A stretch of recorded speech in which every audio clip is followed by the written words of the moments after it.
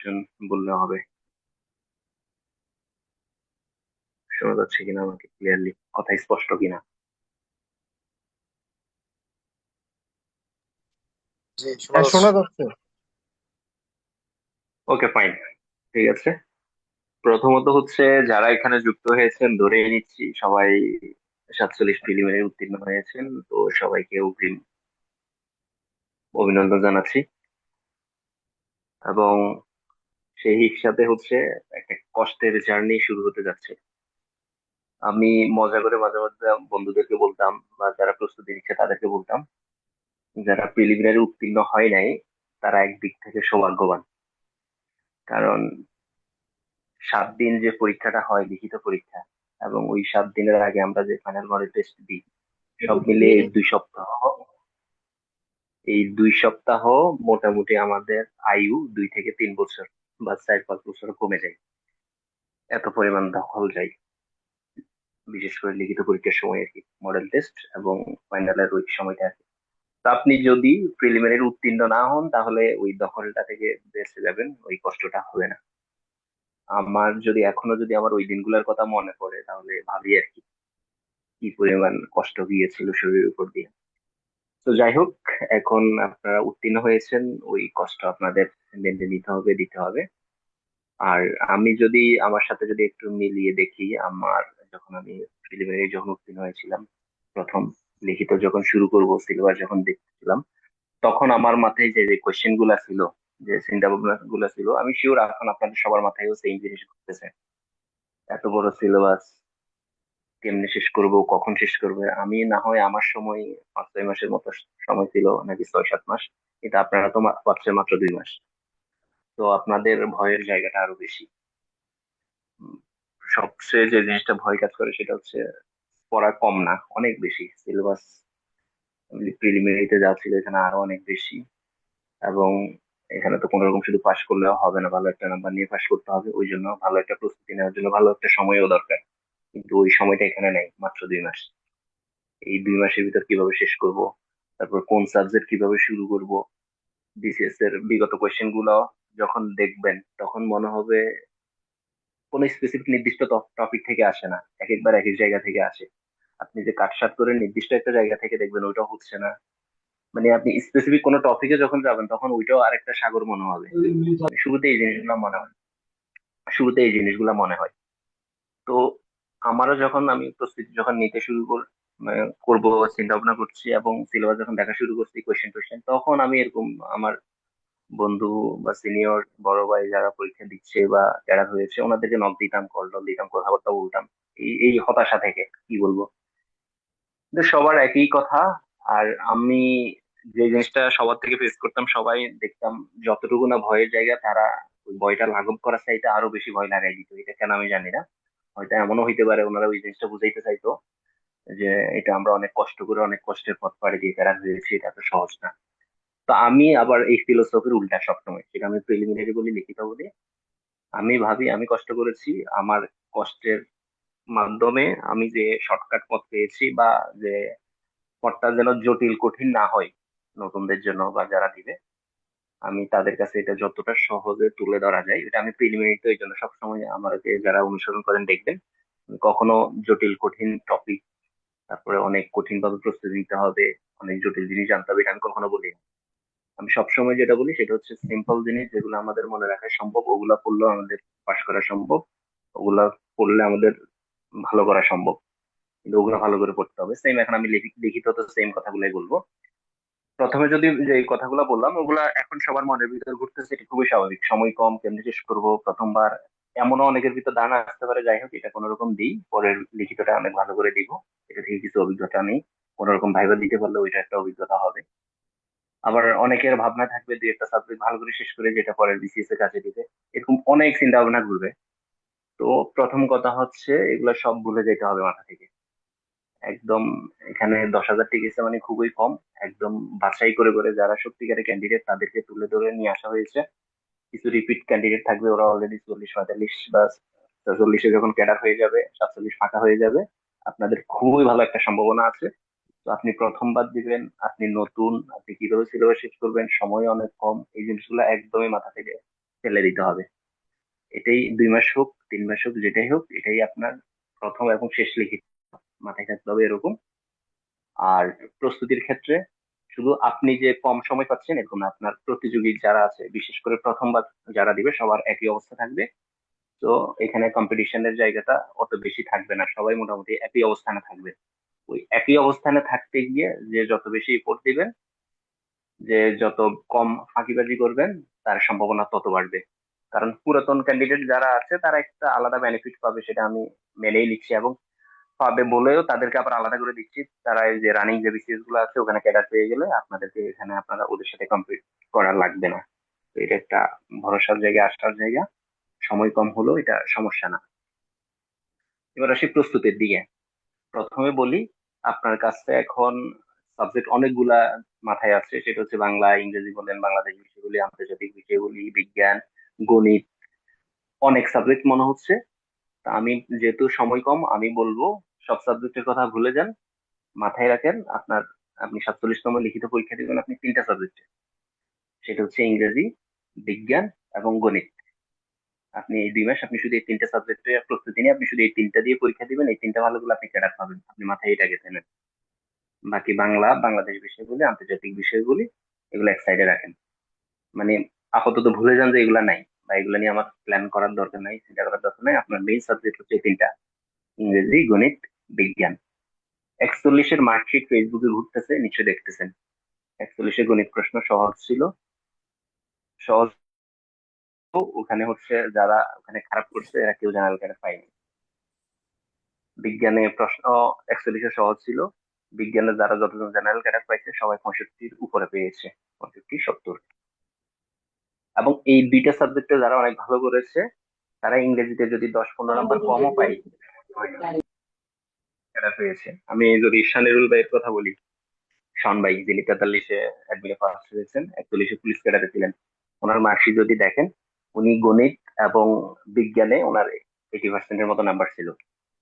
80-80%, 85%-এর মতো নাম্বার ছিল। উনি সায়েন্স ব্যাকগ্রাউন্ডের। ইংরেজিতে উনি একটু কম পেয়েছেন, 110 মনে হয়। তাও ওনার কোনো সমস্যা হয়নি, উনি ওনার সেকেন্ড চয়েস যেটা ওটা পেয়ে গেছেন, পুলিশ ক্যাডার পাইছেন।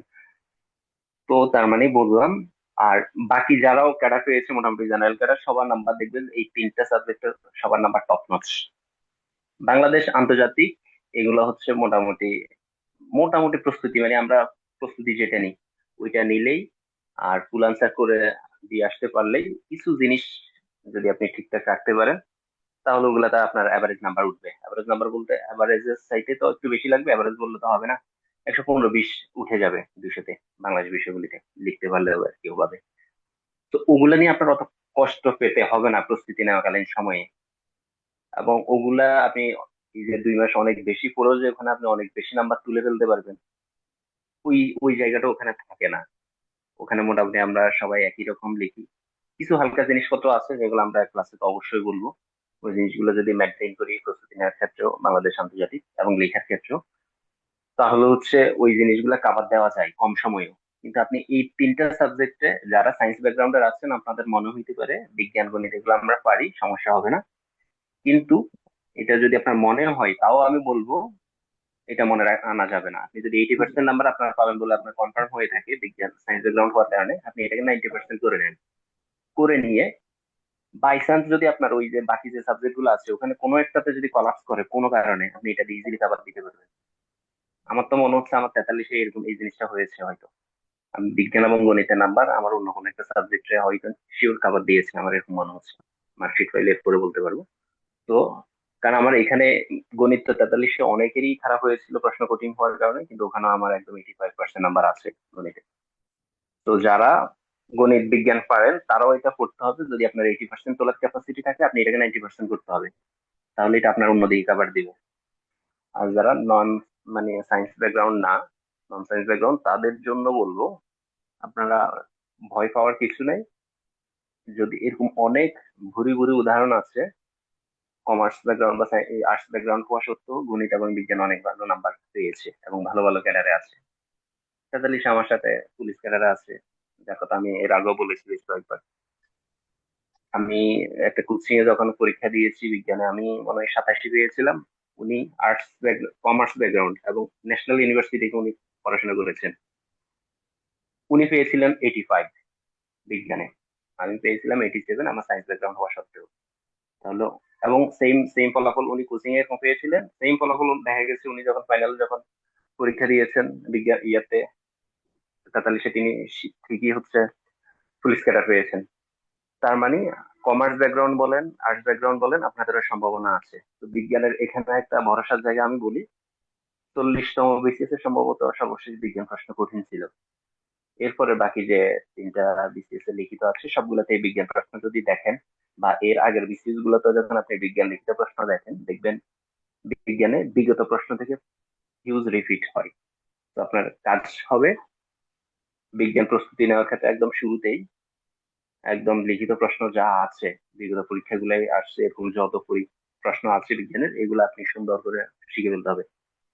তিনটা পার্ট তো আছে ওখানে, সাধারণ বিজ্ঞান অংশ, তারপরে পার্ট বি সি দুইটায় কম্পিউটার অংশ, ইলেকট্রিক্যাল অংশ। তিনটা অংশেরই বিগত কোয়েশ্চেন, প্রথমত 35 থেকে এই যে সর্বশেষ 46 পর্যন্ত।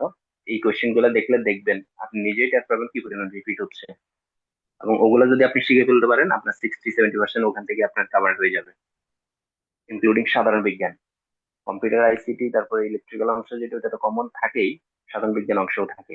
তো এটা আগে প্রথম কাজ হবে আপনার এটা মুখস্থ করে ফেলা, একদম 35 থেকে 46। এরপরে হচ্ছে এর বাইরে আরো আপনি প্রাসঙ্গিক ওই রিলেটেড কোয়েশ্চেন যা আছে আপনার যে বই থেকে পড়েন না কেন লিখিত বিজ্ঞান, ওগুলো আস্তে আস্তে পড়লে দেখবেন যে আপনি এখানে আপনি 65-70 ইজিলি পাবেন যারা সায়েন্স ব্যাকগ্রাউন্ড না। বিজ্ঞানের নাম্বার দেয় মোটামুটি, যদি লেখা যায় বিজ্ঞানের নাম্বার কিন্তু হুবহু দেয়, আমরা মার্কশিট গুলা দেখলে এটা বুঝতে পারি।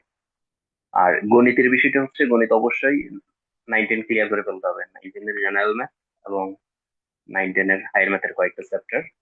এই দুইটা জিনিস আপনি যদি ঘাটতি থাকে এগুলো এখন থেকে এই 2 মাস রুটিন করে কয়েকবার শেষ করতে হবে, 1-2 বার না। হুবহু কমন পাবেন, 9-10 এর বই থেকে হুবহু গণিত আসে। তো এই দুইটা জিনিস এখান থেকে করবেন। আর ইংরেজি হচ্ছে নিয়মিত এখন থেকে প্রত্যেকদিন আপনার পড়ার রুটিনে একটা দুইটা করে ট্রান্সলেশন থাকবেই, এক কথা ফ্রি হ্যান্ড রাইটিং থাকবেই, যে কোনো একটা টপিক নিয়ে। এই মানে ইংরেজির প্রস্তুতি হচ্ছে এটাই, আপনাকে একটা টপিক নিয়ে আপনি লিখতে জানতে হবে যেটা আপনার অ্যান্সার 50 নাম্বারে কাজে দিবে। আপনার অনুবাদে একদম দক্ষ হইতে হবে, যেখানে 25-25 করে 50, এখানেই 100 নাম্বার।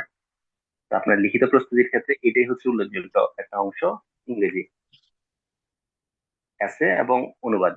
এই দুইটা আজকে থেকে একদম পরীক্ষার আগ দিন পর্যন্ত প্রত্যেক দিন রুটিন আপনার এই দুইটা জিনিস থাকবে। এর বাইরে প্যাসেজ যেটা ওটা আমরা হাই স্কুলে পড়েছি, কলেজেও পড়েছি, প্যাসেজ ওই ধারণা থেকে আপনি লিখলে ওগুলা হবে, ওইটাতে অত বেশি আহামরি ঝামেলা হবে না।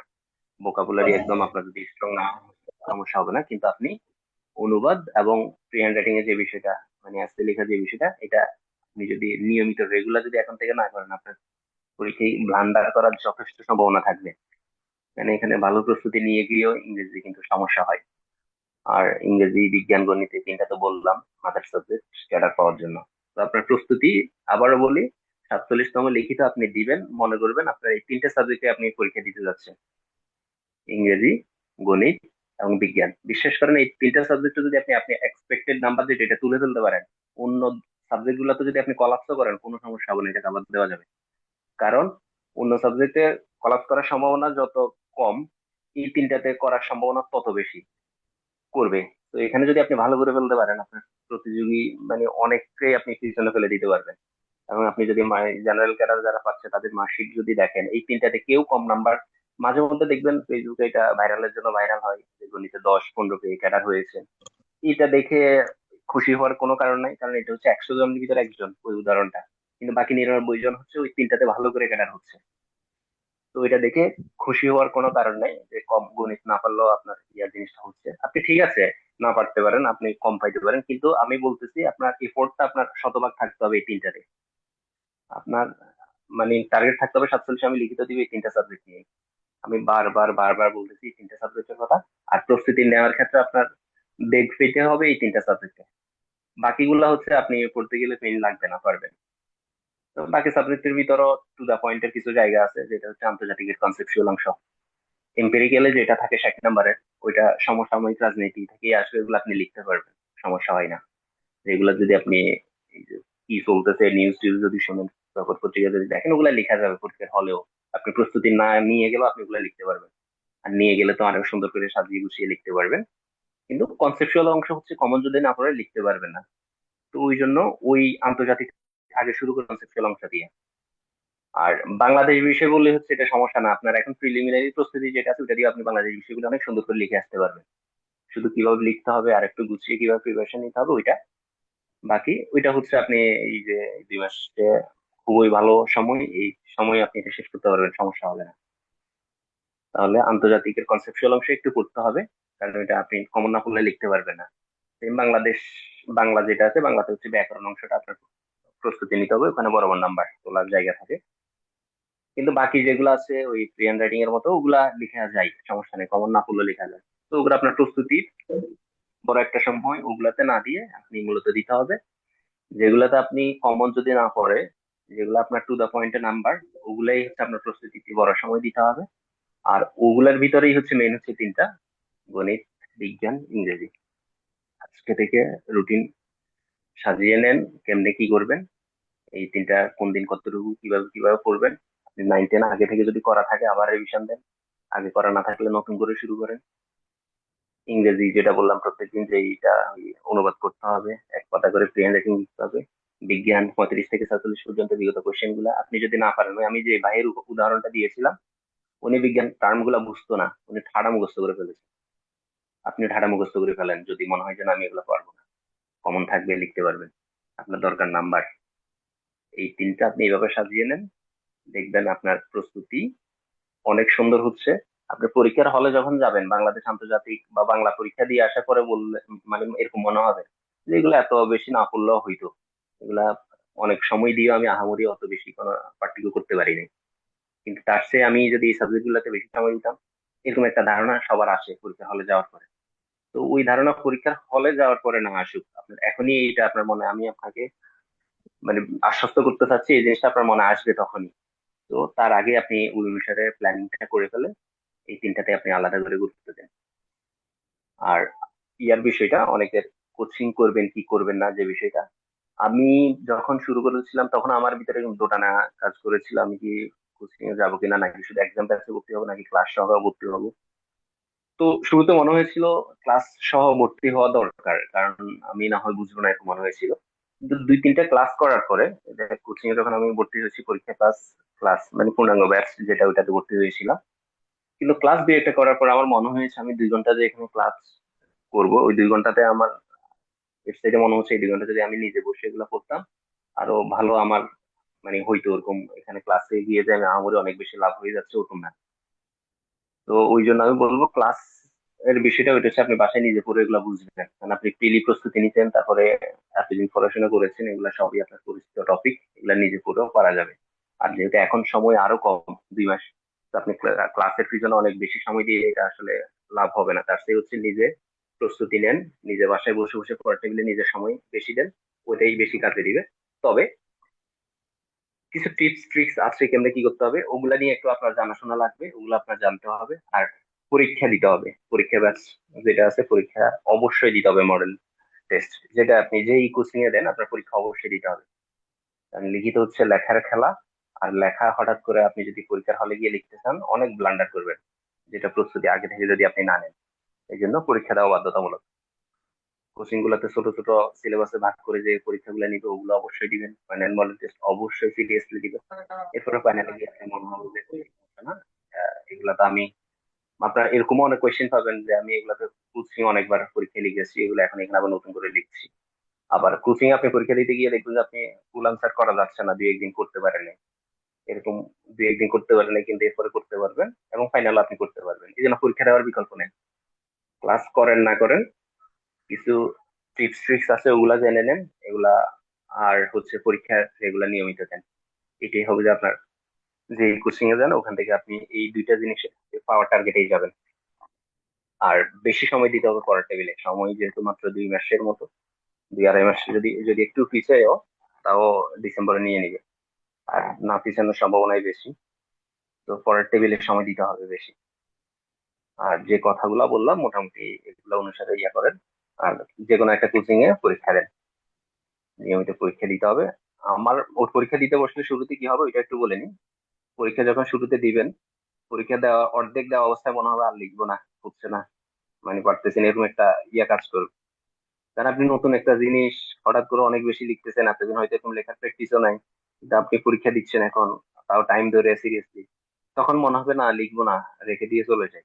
কিন্তু এটা করা যাবে না, কষ্ট হইলে দিতে হবে। আমার এরকম মনে হইলো যে এত কষ্ট কেন করতেছি, লিখতেছি কেন, ইচ্ছা করতেছে না, রেখে উঠেছে, কিন্তু না, তাও কষ্ট করে দিতাম। তো এই জিনিসটা করতে হবে। এই যে আপনি মানে কষ্ট হবে পরীক্ষা দিতে, লিখতে, তাও ফুল পরীক্ষা দিবে সিরিয়াসলি। আপনি এই কষ্টটা এখন এখানে করে ফেললে পরীক্ষার হলে দেখবেন যে অনেক সহজ হয়ে যাচ্ছে। 4 ঘন্টা আগে পরীক্ষা দিবেন তো ওখানে এটা আপনার গায়েও লাগবে না, তখন মনে হবে যে এটা অনেক কম সময়। আমার এরকম হয়তো, আমি তো আমার মাস্টার্স চলা অবস্থায় আমি লিখিত দিয়েছিলাম। আমি লিখিত দেওয়ার পরে যখন মাস্টার্স দিতে যাই, তখন মাস্টার্সের 4 ঘন্টা পরীক্ষা আমার 2 ঘন্টায় শেষ হয়ে যেত, 2 আড়াই ঘন্টায়। অথচ এই 4 ঘন্টা আমি যখন ফার্স্ট ইয়ার সেকেন্ড ইয়ারে ছিলাম তখন মনে হইতো যে এটা তো সময় অনেক কম, মানে এত কম সময় কেন দিল। সেম ওই সময়টা আমার কাছে মনে হইতো 2 আড়াই ঘন্টায় এই পরীক্ষা আমার শেষ হয়ে যাচ্ছে। কারণ কি? কারণ আমি কোচিং এর লিখিত যখন পরীক্ষাগুলো দিতাম, আমার ফাইনালে যখন লিখিত পরীক্ষা দিয়েছি বিসিএস এর, ওই তুলনায় আমার সেমিস্টারের ফাইনালের ওই 4 ঘন্টা এটা কিছুই না। ওই 4 ঘন্টার প্রশ্নগুলো আমার 2 আড়াই ঘন্টায় শেষ হয়ে যেত। তো লিখতে লিখতে লিখতে লিখতে আপনার ওই অবস্থায় চলে যাবেন, এই জন্য পরীক্ষা দিতে হবে মাস্ট। এই হলো আমার মোটামুটি প্রাথমিক কথাবার্তা। এবার আমি কিছু কোয়েশ্চেন নিব। কোয়েশ্চেন সম্ভবত আপনারা অনেক লিখেছেন। আমি একটু দেখি। আচ্ছা, আমার কি সাউন্ডের সমস্যা ছিল? একটু শুরু থেকে আসি। কিছু কোয়েশ্চেন। রিটিং এ নেগেটিভ মার্কিং এর বিষয়টা ক্লিয়ার করবেন প্লিজ। না, রিটেনে কোনো নেগেটিভ মার্কিং নেই। ওই পরীক্ষার খাতায় অনেক সময় লেখা থাকে অপ্রয়োজনীয় অথবা ভুল তথ্য দিলে নাম্বার কর্তন হবে, সম্ভবত এরকম কিছু একটা টাইপ কথা নির্দেশনায় লেখা থাকে। ওইটা নিয়ে সিরিয়াস হওয়ার কোনো কিছু নেই, সমস্যা নেই। লিখিততে কোনো নেগেটিভ নাম্বার নেই। প্রিলি প্লাস রিটেন একসাথে কিভাবে প্রস্তুতি নিবে এটা নিয়ে একটু বলবেন ভাই, কারণ যা কমে স্যার শুনতে আসছে। পাচ্ছি না তো। শোনা যাচ্ছে না? সাউন্ড অনেক কম। স্যার যাচ্ছে শোনা। আচ্ছা, সাউন্ড যদি অধিকাংশের যদি সমস্যা না হয় তাহলে বলবো যার স্পেসিফিক সমস্যা হচ্ছে ওনার ওখানে হয়তো নেটওয়ার্ক ইস্যুস হতে পারে। আচ্ছা, আরেকজন কোয়েশ্চেন করেছেন প্রিলি প্লাস রিটেন একসাথে কিভাবে প্রস্তুতি নিব, এই নিয়ে আমার পেজে কিছু ভিডিও আছে, ওগুলো আপনি দেখতে পারেন। মানে এটা নিয়ে প্রত্যেকটা বিষয় ধরে ধরে কথা বলতে গেলে অনেক সময়, প্রিলি প্লাস লিখিত আর আমাদের ওই কম্বাইন্ড ব্যাচ যেটা আছে প্রিলি প্লাস লিখিত, ওখানে আমরা ওই অনুসারেই নিচ্ছি। আর আমার পেজও ভিডিও আছে, ওগুলো আপনি দেখতে পারেন। রিটেনের জন্য কি কি বুক কিনতে হবে একটা লিস্ট দিলে উপকার হতো। লিস্ট আমাদের টেলিগ্রাম গ্রুপে সম্ভবত দিয়ে দেওয়া হয়েছে, আমরা আমাদের পেজেও দিয়ে দিব। রিটেনে নেগেটিভ মার্কিং বললাম, 39 প্রিলি আর 47 রিটেন কিভাবে সমন্বয় করব। হ্যাঁ, 47 রিটেন এবং 49 প্রিলি আপনি যদি বোথ ক্যাডারে হয়ে থাকেন তাহলে তো 47 আপনার ওই আপনার সাবজেক্টিভ যে 200 নম্বর ওইটা তো আপনার পরীক্ষা দিতেই হবে। তো 49 যেটা আছে ওইটা আপনি সিরিয়াসলি দেন, মানে একটা সময় আপনি ভাগ করে দেন। আমি যেটা বললাম আপনি বেশিরভাগ সময় দিবেন বিজ্ঞান গণিত এবং ইংরেজিতে, আর বাকি সময়টা হচ্ছে আপনি এখন আপনার ওই সাবজেক্টিভ 49-এর জন্য ওইটা পড়েন। তাহলে কি হবে, আপনি 49 যদি ভাইবা দিতে পারেন আপনার একটা ভালো একটা অভিজ্ঞতা হবে। আপনি যে সাবজেক্টিভ পড়বেন ওইটা আপনার 47 লিখিততেও কাজে দিবে। তো এই দুইটা আপনি ব্যালেন্স করে অবশ্যই করবেন। অনেকে কিন্তু এই ভুলটা করবে যে 47 রিটেনের জন্য 49 প্রিলি দিবে না। আমি বলবো না, এইটা না করে এটা করলে শুধু শুধু আপনি অপশন কমে আসবে, আপনার একটা আগে জব দরকার। আপনি যদি 49-এর ভাইবা দেওয়ার যদি সৌভাগ্য হয় এটা কিন্তু আপনার অনেক, আপনার আমি বলবো লাকি। আপনি ভালো একটা অভিজ্ঞতা পাবেন ওখান থেকে। সাবজেক্টিভ পড়লে তো সেটা আপনার 47 রিটেনও আপনার লাগবে। আপনাদের এক্সাম ব্যাচটা কি 11 তারিখের পর থেকে শুরু করেন? আমাদের অলরেডি রুটিন দিয়ে দেওয়া হয়েছে, সমস্যা নাই। আপনি যদি 11 তারিখের পরে আসতে চান তখন আমাদের আর্কাইভ থেকে ওগুলো আপনি দেখতে পাবেন, সমস্যা নেই। আমাদের টেলিগ্রাম গ্রুপে সব থাকবে। আচ্ছা, সাউন্ড কমে গেছে, ঠিক আছে, অনেক কম ভাই। আমি অষ্টআশি পেয়ে ফেল করেছি, এখন কি করবো? শুধু ম্যাথ ইংলিশ সায়েন্স রিটেন নিয়ে বাকিটা ফ্রিলি পড়বো। হ্যাঁ, আপনি উত্তর দিয়েছেন, আপনার উত্তর। আপনি ম্যাথ, ইংলিশ, সায়েন্স, ম্যাথ আপনি টার্গেট করেন 9-10 আপনি ক্লিয়ার করে ফেলবেন। ইংলিশ আপনি অনুবাদ রেগুলার করেন। বিজ্ঞান আপনি 35 থেকে 46 এগুলা শেষ করে ফেলেন, আর বাকি সময় ফুল টাইম আপনি ফ্রিলি করেন, হয়ে গেছে। লিখিত শুধু মানসিক দক্ষতায় আছে। ভাই, বাংলাদেশ বিষয়গুলো কিভাবে ভালো করা যেতে পারে একটু ওভারঅল ধারণা দিন ভাই। বিষয় ভিত্তিক, আসলে সব বিষয় ভিত্তিক বলা হবে, এটা তো আমাদের ওখানে বলা হবে। আর পেজও আমরা নিয়মিত আপডেট দিতে থাকবো, ওখানে আপনি দেখতে পাবেন। আর বিষয়ভিত্তিক আসলে প্রত্যেক সাবজেক্ট নিয়ে বলতে গেলে তো অনেক সময়। আমি মোটামুটি একটা ধারণা দিলাম। আন্তর্জাতিক বাংলাদেশে বাংলা ইনস্ট্রাকশন রিপিট করেন প্লিজ। আন্তর্জাতিকের যে জিনিসটা আমি বলেছি সেটা হচ্ছে, আন্তর্জাতিকে পড়ার মতো বিষয় হচ্ছে কনসেপচুয়াল ইস্যুস। ওইটা কমন যদি না পড়ে আপনি লিখতে পারবেন না। তো আপনার প্রস্তুতিতে ভালো একটা সময় দিতে হবে আন্তর্জাতিক কনসেপচুয়াল অংশে। এম্পেরিক্যাল যেটা, ওটা সমসাময়িক বিষয় যেগুলো আছে আন্তর্জাতিক রাজনীতিতে, ওগুলা যদি আপনি নিয়মিত নিউজ, তারপরে পত্রিকা এগুলা দেখেন, আপনি প্রস্তুতি না নিয়ে গেলেও আপনি ওগুলা লিখতে পারবেন। আর যদি নিয়ে যান আর তো সুন্দর করে লেখা যাবেই। তো আন্তর্জাতিক শুরু করেন কনসেপচুয়াল অংশ দিয়ে। বাংলার কথা বললাম, বাংলাতে হচ্ছে ব্যাকরণ হচ্ছে বরাবর নাম্বার। যদি কমন না আসে আপনি লিখতে পারবেন না, লিখতে পারলে হুবহু বরাবর নাম্বার পাবেন। তো বাংলা ব্যাকরণ এবং সাহিত্য ওই অংশ পড়েন।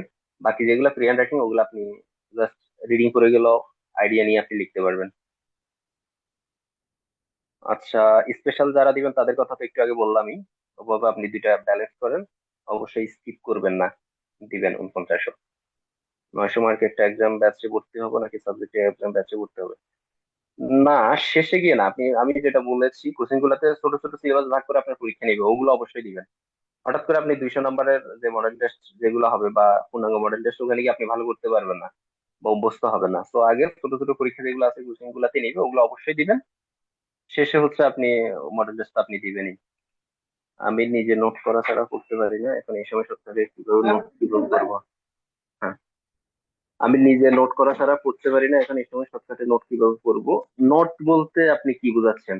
নোট নিয়ে একটা কিন্তু ভালো একটা কনফিউশন আছে বাজারে, সেটা হচ্ছে আপনার কাছে অলরেডি বই আছে, আপনার কাছে ম্যাটেরিয়ালস আছে, এরপরও যদি আপনি আবার নোট করে যদি আপনি আলাদা একটা বই বানাই ফেলেন, ওইটা কিন্তু হচ্ছে না।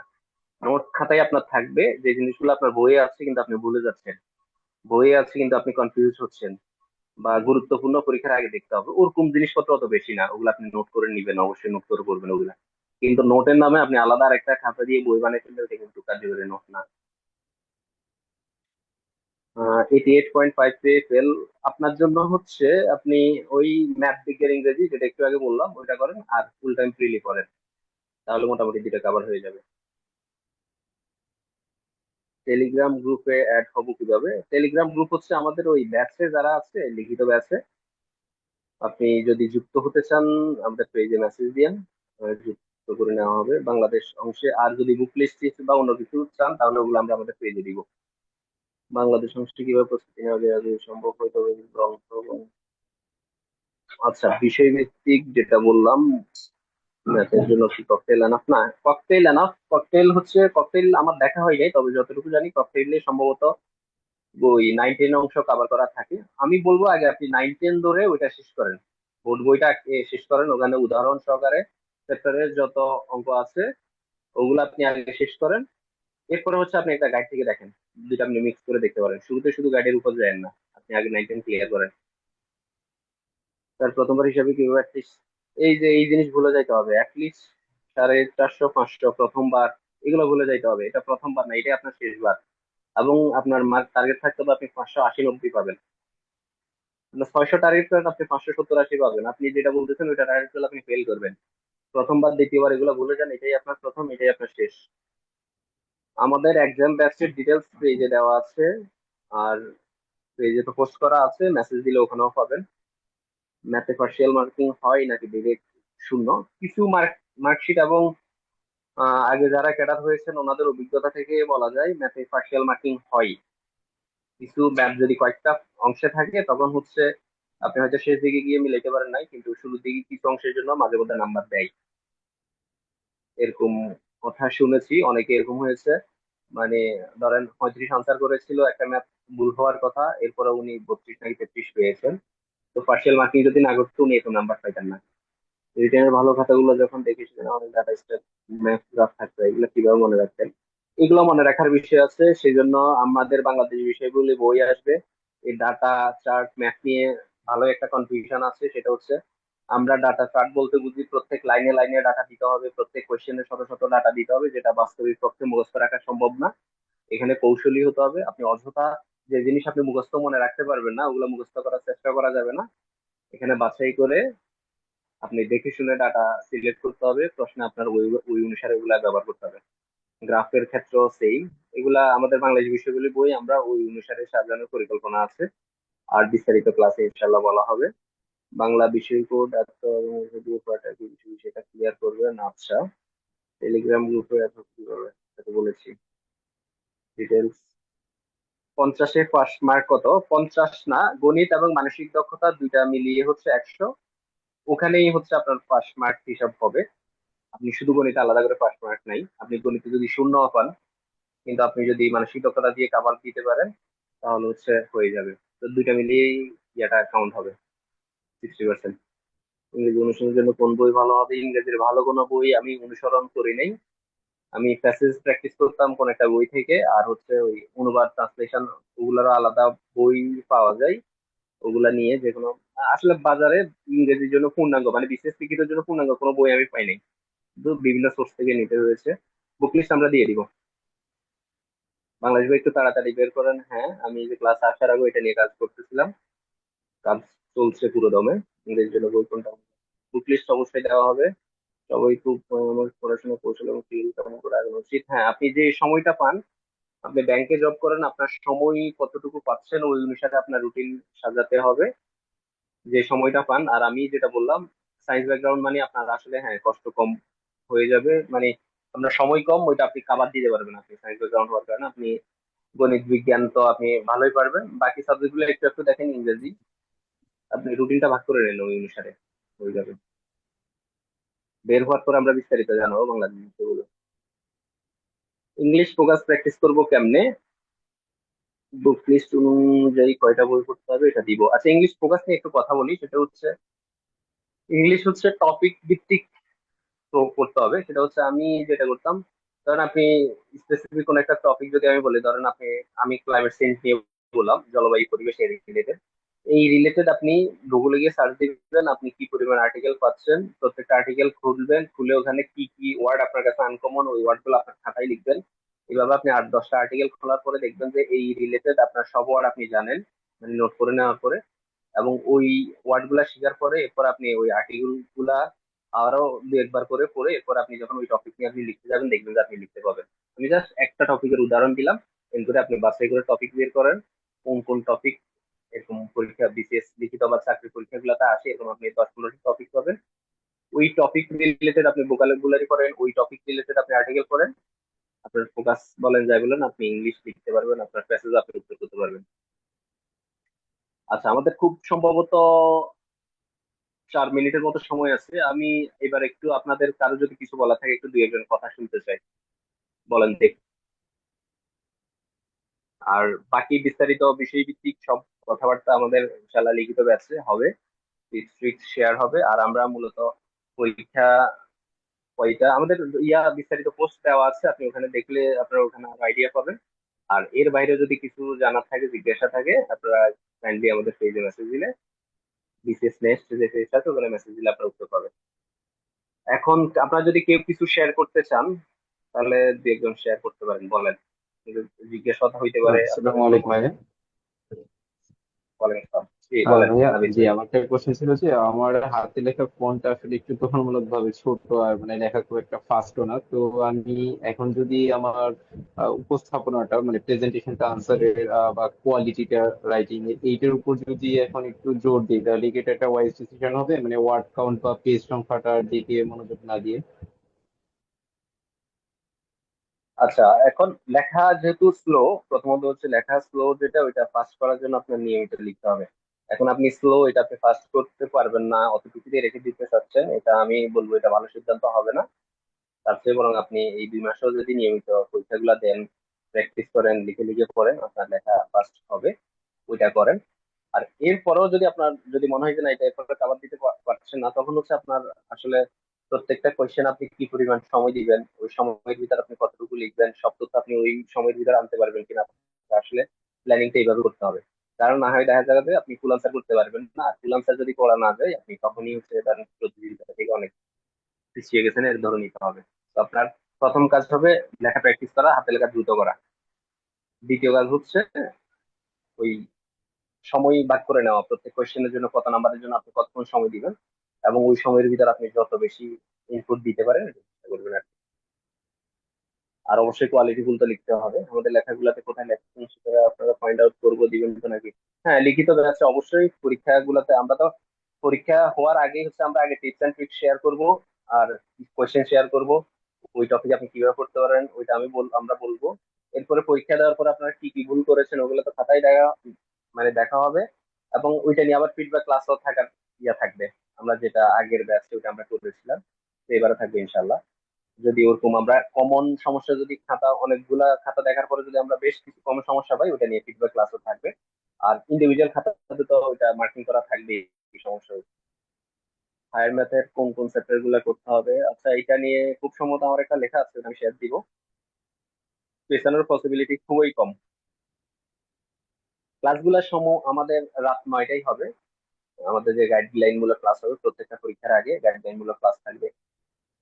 ওই অনুসারে আপনারা প্রস্তুতি নেবেন। এরপরে পরীক্ষা দেওয়ার পরে খাতাগুলো আবার ওভাবে মূল্যায়ন করে আপনাদের ফেরত দেওয়া হবে, প্রস্তুতি কাটতি আছে।